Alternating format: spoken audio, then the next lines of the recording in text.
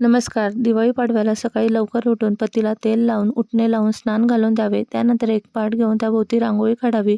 पतीला त्यावर बसवावं. पतीच्या डोक्यावर टोपी अवश्य असावी. औक्षणाचं ताट घेऊन त्यामध्ये सर्व साहित्य असावं. सर्वात आधी पतीला कुंकू लावावा. अक्षता डोक्यावर टाकावी.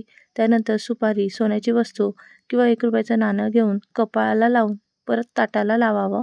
असं 3 वेळा क्लॉकवाईज फिरवायचं असतं. त्यानंतर धनतेरसच्या दिवशी जसा यमाचा दिवा बनवला होता तसा, फक्त त्यामध्ये हळद घालू नये, साधा दिवा बनवून 2 मुटके बनवावे. सगळ्यात आधी पतीच्या मांडीला 2 मुटके लावून नंतर खांद्याला व डोक्यावर लावावे. त्यानंतर पतीचं औक्षण करावं. एखादा गोड पदार्थ खाऊ घालून पतीच्या पाया पडाव्यात.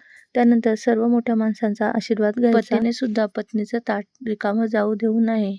पैसे किंवा एखादं गिफ्ट द्यावं. औक्षण शक्यतो सकाळी 12च्या आत करावं. दिवाळी पाडवा म्हणजे पती आणि पत्नीच्या प्रेमाचा दिवस.